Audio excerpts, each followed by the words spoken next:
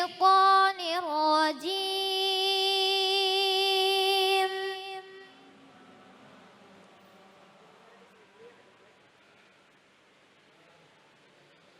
بسم الله الرحمن الرحيم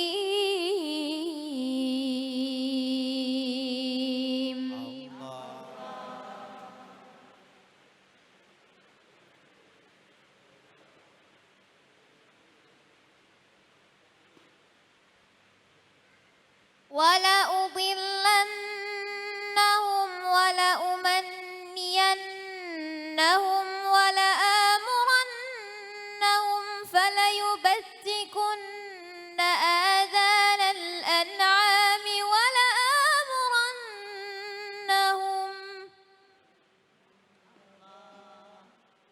ولآمرنهم فليغيرن خلق الله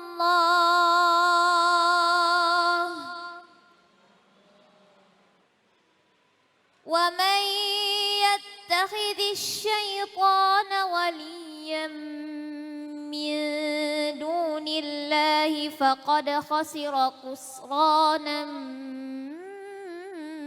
مبينا صدق الله العظيم.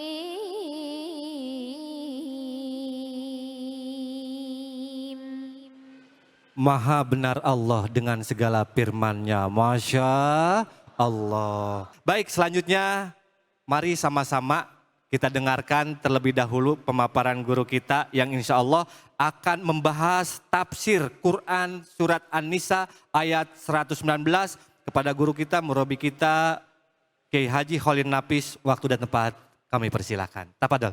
Shallu ala Muhammad.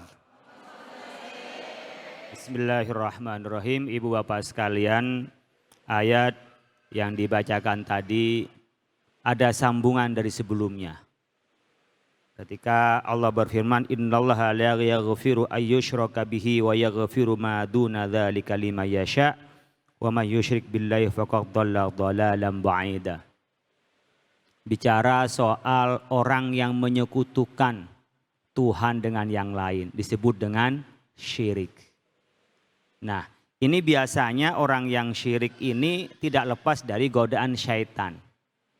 Kemudian syaitan itu berjanji, wala udillannahum wala umanniyannahum wala amurannahum falyubatikunna adzanal an'ami wala amurannahum falyughayyirunna khalqallah.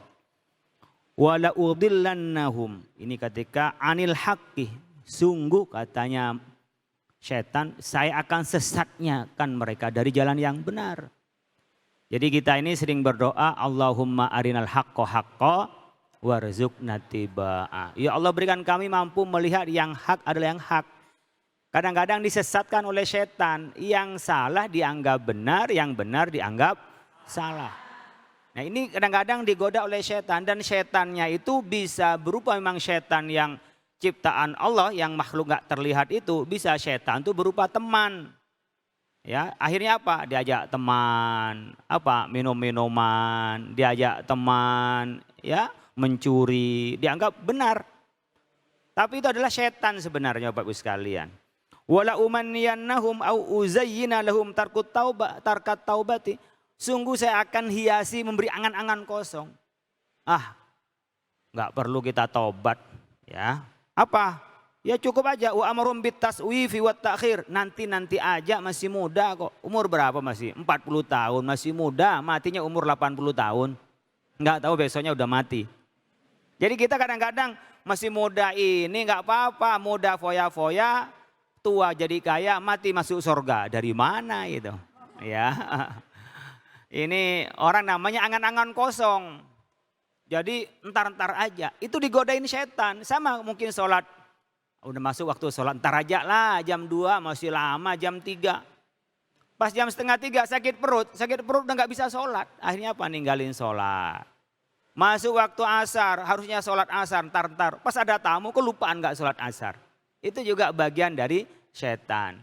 Ya, kadang-kadang bukan tamu yang datang, tapi temannya manggil, kelupaan kalau belum sholat. Nah, ini Kadang-kadang yang ringan-ringan, begitu juga di dalam kehidupan ini.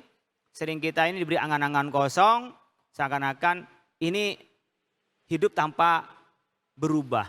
Kayak muda terus gak pernah tua. Kalau kaya merasa akan kaya terus, kalau sehat akan merasa sehat terus. Gak tahu semuanya adalah milik Allah Subhanahu wa taala. Kemudian disebutkan di sini wala amurannahum, kemudian dia akan mengikuti perintahnya setan juga. Falyubatikuna adzanal an'ami, ia diperintahkan tuh apa? Memotong kupingnya hewan. Jadi kadang-kadang dia menyembah dengan cara apa? Menanam kepala kerbau di rumahnya. Itu kan kesesatan. Kita mengundang apa? Roh halus. Nah, gitu kan. Roh yang kasar aja enggak datang, apalagi yang halus. Ya. Ini kenapa? Akhirnya percaya kepada perdukunan. Menyembah kepada selain Allah. Ini semuanya akan dihiasi oleh setan seakan indah. Seakan bagus, seakan benar. Wah, sayang loh, nggak ikut gue. Wah, kira-kira apa? Kita bisa begini, langsung kaya. Kemana? Cari dukun. Wah, nggak benar itu. Yang benar apa, Pak? Belajar yang benar, punya keahlian, lalu kerja. Insya Allah Allah memberikan rezeki yang barokah. Jangan main dukun sana sini, ya. Kemudian falyughayyirunna khalqallah. Ini tema kita hari ini. Kita kadang-kadang itu didorong oleh syaitan untuk mengubah apa? Kita foto kok udah kayak nggak langsing kayak dulu ya katanya. Nah, itu. Ini banyak kadang-kadang ibu-ibu ini sibuk dengan soal berat badan. Tapi tak pernah sibuk dengan berat dosanya. Ya. Berat badan dipikirin tapi dosa yang berat nggak dipikirin. Ngaca, kok nggak cantik dulu ya, alis ini kayaknya kurang tebal, dibuang alisnya, ya kan? Akhirnya apa? Diganti lukisan, ya dibuang alisnya, ganti lukisan, bulu matanya dibuang, diganti bulu sendiri, dikasih bulunya bulu kambing, kan banyak Bapak Ibu sekalian. Maka di sini disebutkan dalam hadis yang dikutip oleh Ibnu Katsir, ini tafsir yang saya pakai ini tafsir Abul Fida Ismail bin Katsir ya. Di sini disebutkan dengan Ibnu Mas'ud radhiyallahu anhu qala la'anallahu al-washimati wal mustawshimati wal mutanammisati wal mutafallijat. Allah itu melaknat. Melaknat artinya mengkutuk orang yang bikin tato dan orang yang ditato. Jadi kalau punya kulit baik-baik enggak usah digambar-gambar, yang digambar bajunya aja dah. Ya enggak usah kulitnya yang digambar. Jadi yang menggambar dan yang digambar itu dosa, artinya dilaknat. Wal mutanammisat, ini adalah orang yang nyukur bulu alisnya, mencabut diganti dengan begini. Mohon maaf barangkali ada yang sudah melakukan, kalau belum tahu tobat. Boleh Pak tobat? Boleh. Apakah nanti pakai ganti lukisan lagi Pak? Ya biarin aja tumbuh gitu loh kan.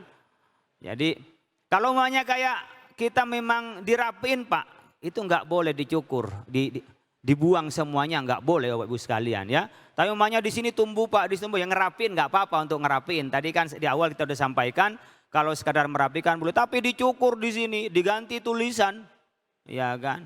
Kadang-kadang pas ketemu cantik, pas dia pakai dandan, pas nggak dandan di mana yang alis, mana mata nggak kelihatan. Ya, udah yang baik-baik Allah ngasihkan bulu alis kok kayak kurang-kurang tajam Pak, yang dibikin muter begini dan seterusnya. Jadi nggak boleh Bapak Ibu sekalian. Termasuk juga mengubah yang lain itu tidak boleh. Tapi hanya yang boleh adalah yang merawat. Termasuk juga persoalan gigi. Ya, gigi itu nanti Bapak Ibu sekalian boleh nggak kita ngerapiin? Boleh. Tapi cabut-cabut gigi untuk tambah gigi ini nggak boleh. Tapi untuk ngerawat boleh Bapak Ibu sekalian. Kadang-kadang di sini pakai kawat kan. Untuk ngerapiin Pak boleh. Tapi jangan sampai kawat pagarnya yang dipakai. Ya, nanti cuma jadi bahaya. Jadi untuk Bapak Ibu sekalian ngerawat itu juga boleh. Jadi falyughayyirunna khalqallah itu diperintah oleh setan. Bibirnya ditambah, ya, hidungnya ditambah. Pas ketika masih muda ya bagus, masih kuat nahan kulitnya. Pas sudah tua ngelendur semua gitu Bapak Ibu sekalian. Ya Masya Allah. Jadi kita ini nggak usah tergoda-goda dengan persoalan falyughayyirunna khalqallah. Wa may yattakhidz syaitana waliyan min duni faqad khasira khusranan mubina. Barang siapa yang menjadikan setan sebagai kekasihnya Jadi memang sesuatu yang dosa-dosa tanpa indah. Ini ya, mengerjakan sesuatu yang melanggar syariat terasa nyaman. Siapa yang menghiasi? Syaitan. Dan barang siapa menjadikan syaitan itu adalah walian. Walian itu kekasih, teman dekat. Yang mimpin kita adalah syaitan. Faqad khasira min dunillah, bukan kepada Allah. Jadi garisnya Bapak Ibu sekalian, kita ini mengikuti syariat Allah. Faqad khasira khusranam mubina. Dia pasti akan menyesal. Jadi sekarang mungkin, wah saya cantik, paling berapa? Paling pol 2 tahun. Tahun ketiga udah jelek lagi. Malah lebih jelek Bapak Ibu sekalian. Kadang-kadang kayak kita nih nggak percaya diri. Kenapa? Kurang bersyukur. Ya, udah jadinya begini mau diapain malah lebih bagus, natural. Itu lebih baik Bapak Ibu sekalian. Jadi di hadapan Allah kita dapat ridhonya. Kehidupan lebih apa adanya. Dan kita dalam keluarga lebih nyaman. Dan itu yang kita harapkan mendapat ridho dari Allah Subhanahu wa ta'ala. Uang belanja juga tidak habis. Udah nggak ditambahin uang belanja, malah nanti cuma berantem. Dan kalau tidur nanti nyium juga takut suaminya. Kenapa? Takut silikonnya kegeser. Baik, terima kasih Kiai. Gitu. Siapa yang mau bertanya? Iya boleh, dengan Ibu siapa maaf? Dijawab pakai mic Ibu. Ibu Mas Ripah. Siapa? Ibu Mas Ripah. Ibu apa Mas? Ibu Mas Ripah, silakan. Assalamualaikum warahmatullahi wabarakatuh. Waalaikumsalam warahmatullahi wabarakatuh. Maaf Pak Kiai, mau numpang bertanya. Ini masalah kesehatan Pak. Bagaimana hukumnya di dalam Islam bila kita merubah bentuk tubuh kita karena tuntutan pekerjaan? Contohnya Ibu? Ya umpamanya sedot lemak gitu karena badan sudah gemuk ya, karena kita kurang percaya diri untuk bekerja jadi kita mengadakan sedot lemak gitu. Baik Kiai, pertanyaannya boleh nggak ngerubah karena tuntutan pekerjaan yang gemuk mungkin disedot lemak, seperti apa jawabannya, silahkan Kiai. Ibu bapak, kadang-kadang ada orang yang senang gemuk, ada yang senang kurus. Tidak setiap yang gemuk itu jelek dan tidak setiap yang langsing itu cantik. Kemudian Pak ada suatu tuntutan pekerjaan Pak harus kita melangsingkan. Secara alami boleh.